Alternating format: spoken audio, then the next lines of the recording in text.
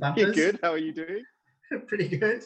This is the Iron Lodge. We've both got our cups of cocoa. Twinings as well. Yeah. Twinings tea, very nice. And yeah, we wanted to do this little AMA by the fire, stay nice and warm. For everyone who is going out of autumn and into winter for the Northern Hemisphere, and for us lot still in Melbourne where it's still a bit chilly, leaving the winter and going to summer. But we wanted to do this little AMA to kind of just give you a bit of a feeling of who we are, like Simon and I as co-founders with our other co-founders. We're doing more of these AMAs, and so this is why we're wearing ski gear, because we love this stuff, right, Sim? So Sim, we're here in the Iron Lodge. We do. What is it about? Why are we here in the ski lodge? Well, we didn't get to go to the snow this year, so we desperately wanted to, but so we can recreate it at home, I guess. It's the best we can do in lockdown, isn't it? So just need some skis in the background, but that's it. So Sim, you love to snowboard, right? That's one of your things, isn't it? I do. I'm not particularly good, but yeah, love getting up to the snow and doing some snowboarding, and running into people and crashing into people and falling off lifts and all that sort of stuff. But haven't got to go for a few years now, so it's long overdue. I think we need to. I think all the team like skiing in the snow, so that's it. We haven't got to go together yet, but soon enough. You're right, man. Soon enough. Yeah. So we actually, for the whole of our team, about 6 weeks ago, we decided, hey, let's try and get one day away as a retreat for our team, because we got like 10 people here in Melbourne and around in Australia working with us, and we're like, cool, let's get together. And then lockdown happened because of COVID, so we had to cancel that. But we're definitely trying to do it. So and I've fallen off my fair share of lifts as well in the past, and I think that's your rite of passage when you're trying to do that stuff. If you've fallen off a lift, you know that okay, cool, I can actually do this. Yeah, and then the people stack one on top of the other. Yeah, I've done that many times. That's it. So good. Yes. So we it's funny like this whole the skiing thing. So one of the reasons I'm here and why we're even here having this conversation today is because I grew up, I was really lucky enough to get skiing in Europe as a kid, and you started to see like all the ski season started getting worse and worse, like less and less snow. And I was like, what's going on? That kind of drove me towards climate change. And I was always kind of asking people, I used to be a ski guide, I was asking like, I have all these execs come skiing with us. And I'm like, hey, let's do something about climate change. This is in the early 2000s. They were like, nah, it doesn't mean anything. And so it's kind of like funny that we're still here. Now we're trying to solve this. It's not just for skiing, of course, but it is one of those really important things. So I just, like, what Sim, not about climate change, but what is it that you love and you believe in? Like, why are we doing this thing that we're doing at ION right now, do you reckon? Well, I think the same as you see these things change over the years. Like even yesterday, funnily enough, we my family and I we live in sort of country Victoria, and we went up to some of the high country area and got to a very high point in the high country, and where there would typically be snow, a little bit more snow this time of year, but there was we found a couple of little patches, so we're pretty happy. We had a tiny little snow fight, but that was about it. But yes, I think like for me, it's just leaving things in a better state than you found them, I guess. So that's an important thing for me, and that's why we started on Red Grid and now with ION. But I think also adventure as well. I think like it's such a cool thing to try and do something big and audacious, and you're only here once, so like try do something hard. So that's the other thing. Like it can be very difficult, but it's really exciting. Like you're here for an adventure. So there you go. That's it, man. You're absolutely right. Like I love what you said then about like just trying to do something hard, because it's like, yeah, like this is not easy. Like trying to pull crypto and pull energy and trying to pull them together and make it real and make it really worthwhile for people. It's really tough, and it's but you're right, you only get to do this once. And there's this old phrase that the only things worth doing are the things that are hard. Like it's gonna be really tough to do anything that's really meaningful. And so yeah, I agree. It's so fun. It's so fun as well. Like, it's because the whole crypto world and the whole scene is like massive disruption. It's just huge disruption, and it's like taking on something that's so entrenched, and especially in energy, it's the same. So like I just I love big challenges, so I love that part of it. And it's really, you're right, it's really fun. Like so it's sort of that thing where we're really lucky. We're a fantastic team, and our team is growing. We've got, like, I don't know, I feel like when we come to work, and we, obviously right now everything's virtual. When we're in person in the city, it's even nicer. But it's like, I feel like you're getting in and you're working with people who just really want to do something. Like, they're not just turning up to click the ticket and just go home again. Like, it's sort of it feels like you're either in a sport or you're in a team, like you're heading towards the grand final. It's grand final weekend here in Australia, but like you're kind of getting towards that. You're playing together to really do something, and that is really fun. And I found through this process, especially with what we're doing at IOEN and this raise and getting out this new form of technology into the world, is that a whole bunch of people have just emerged who said, we love what you guys are doing, we want to be part of this, who we never would have met before. Like, they kind of come out and they find you, and they're like, and you realize these people, there's really fantastic people who want to see the world change the way you do, and then suddenly you're kind of on the same journey together. And that's why the open source part of this is so important as well. Like, it's so many people out there who we could never ever know if we didn't open source this, and so now we've got this amazing opportunity. It's super exciting. I think also, like, that's like stuff like this is having a bit of fun with it, because it's like energy and electricity. Like, we've been living it for the last 3 years or so, and you even a lot longer before that, but it's so boring, and everything just gets packaged into this. Everything seems to get railroaded into this corporate top-down, starchy, and really boring language, and boring projects, and boring solutions. But like, we just really want to make it about community, and make it about it, because that's the only place this stuff changes, is through people at the edges and from the bottom up. That's the only way change ever happens. Brilliant. Exactly. And so you're just so make right. it fun, Right. Inject some make fun. it fun.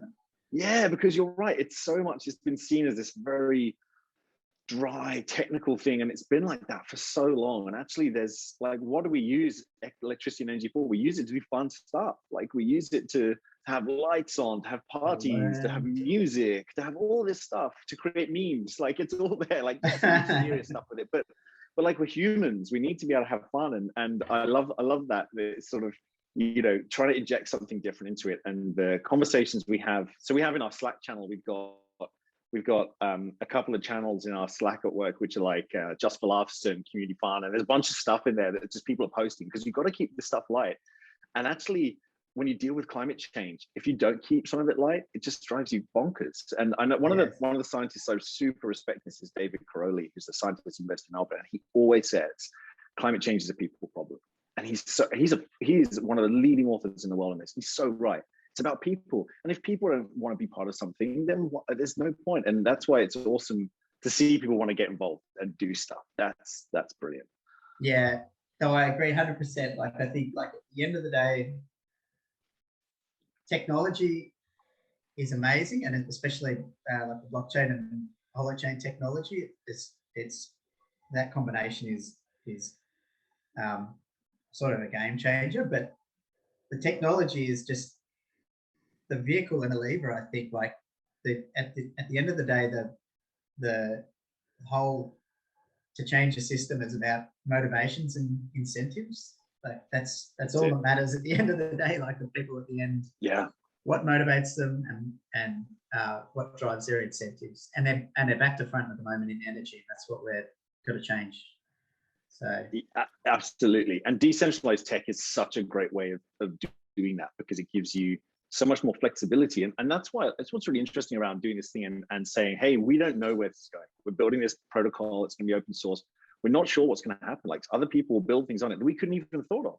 And how cool that be? There'll be NFTs, there'll be DeFi stuff on it that we can't even fathom right now. That's exciting, right? See what other people are going to do and be creative with. Yeah, that DeFi stuff is the whole DeFi ecosystem, and being able to plug that boring energy conversation into that ecosystem is like such a cool opportunity. I reckon like that's where all the innovation in finance and that stuff is happening, and none of it's happening in the other traditional sense, or very little. So very little. To be able to plug that in, and some of the partnerships and stuff we've been talking to and working on, it's sort of unlock some of that capability. That's what it's all about. So let's disrupt. Let's disrupt it. And what I love about this is mashing it all up and pushing things together. And we did a video the other day with Johnny Stang in the UK and the Hollow Tube, which was really awesome. And some other people took that and memed it up. And there's one of the memes had us talking about this, and there were some ostriches running, and like I was just like, there's some ostriches in our video running along. I was like, this is awesome. Look how cool this is. Like, to be honest, I would love to explore more about what that actually means. Maybe it doesn't mean anything, or maybe it just means it's running really fast, which is very cool. But but I love to see these kind of things emerge, and there's some really cool memes. Your Slack profiles are really funny for this. Sim, you got the best memes on the Slack profiles. But what's your favorite? Tell me so Sim, for everyone out there, Sim is our meme king for 90s memes, 80s and 90s memes that come out. Like he knows all of them. He's so good. So Sim, can you give us an example of some of the memes that you love? And it could be any of them. I knew you were going to ask me this one thing. I have the catalog ready for the appropriate time. I can't think of the actual best one right now. But maybe it's a teaser. Maybe there's going to be a few coming out that you can share. Yeah. I think my favorite movie is it's got to be Flying High, or like Shots, or those real cheap joke movies. I just love that sort of humor. So anything to do with flying high is pretty good. But no, you've caught me. Caught me flat-footed now. There's a MacGyver one that's pretty funny. Oh, the MacGyver fixing his car with the bonnet up. That's a cracker. Yeah. MacGyver with a broken down car. Overweight MacGyver with a broken down car. It's the most depressing thing you've ever seen. So we'll have to grab some of them and share some. I don't know, when you sent me that, I thought it was hilarious. So it's fantastic. That's so we for the rest of the world, like we're in lockdown still, and everyone's like, a lot of the world has obviously been through lockdown. It's pretty rubbish, not much fun. Hopefully it's finishing soon. But we're having these conversations with people all over the world. Like it's just, it's pretty usual to have, most days of the week we're on telephone calls of 5 different time zones, which is pretty cool. So Sim, where would you, if you weren't in lockdown, where would you rather be right now? Where would you choose in the world to be? Oh. And why? So I actually love I should say, it's sort of cliche, but like I do love where I am, because it sort of can go up to the within a short distance, you sort of go up very high and to the snow, and you can also go to the beach and that sort of stuff. So I love where we are, but if you had to twist my arm and we had to go to an amazing holiday destination, I really want to go to Hawaii one day, and I actually want to see an active volcano. So I wouldn't mind being the fire here is nice and warm and cozy, but the beach umbrella might be the next. We might have to do the beachside chat next one. That's maybe good. Instead, I like that. Mix it up a little bit. Yeah, that would be very cool. Hawaii. Yeah, you've been there, right? You've been to Hawaii. Been to Hawaii, yeah. I was surfing a few times. I went there once about 4 years ago to be part of the Verge conference. So it was a clean energy conference in Hawaii, and so it's actually, if you guys search online for Red Grid and Verge, you're going to see some original videos from there. Where we're talking about the first parts of what ION was going to be. This is like 3 or 4 years ago. So maybe we can stick some links in the show notes. But yeah, so Hawaii is amazing. It's a beautiful place. They're doing some amazing things on energy there as well, like super, super progressive, loads of really cool stuff. For me, I would be a bit scared to go surfing there. I'd be a bit scared to do that. You did that though. I went surfing with some friends there. I'm a really bad surfer, not good at all. And I nearly got killed. Like, it was just, these guys are really good. It was with an Australian friend from the clean energy world who's a fantastic surfer, and a Hawaiian friend who's a really good surfer. And I don't know, I was like, yeah, cool, I can do this. No, I just got it handed to me. It was really scary. Like, I basically paddled for about 2 hours to save my life, and then paddled in. I caught no waves. So when we go there, you can leave me in the baby pool with the floaties on. Yeah, I'll the floaties. Yeah, I'm not going out. I think I'm going to join you. Yeah, Hawaii's amazing, and I mean, like Europe and Portugal, Europe. There's some amazing places there. There's loads of cool energy stuff happening there. Like, so I think I'd love to be. There's so much happening in Latin America and Southeast Asia and Africa in this energy space. I'd love to go there and just like visit and sort of see how this technology can work and run out and really help people. I think that's where I'd love to be. Like, and just amazing. So amazing to see how it can work in different contexts. And so lots of stuff happening in the Caribbean. Like, my wife and I were lucky enough to get married in the Caribbean because we're from different parts of the world. So we actually went there to get married, and it's like, this is insane. It's an amazing place, and there's so much happening, and there's so much that needs to happen, because a lot of it is like resilience against hurricanes and things. And Puerto Rico got really hit hard with their grids after one of the hurricanes. So there's loads of cool stuff we could do there. But I know we're pretty lucky here too. I think like that's actually been one of the really super cool things about ION as well. Like you said before, about all the different conversations with different time zones we're having constantly. That can get tricky at times, but they're like just where all this stuff is happening, like Vietnam and Spain and the US and Dubai, and having conversations with all these different places, amazing places around the world, and people with amazing ideas around the world, and like this is the opportunity to bring it together into a cohesive group. So I think we've got we'll have to visit all of them at some point, won't we? So yeah, exactly. Nice.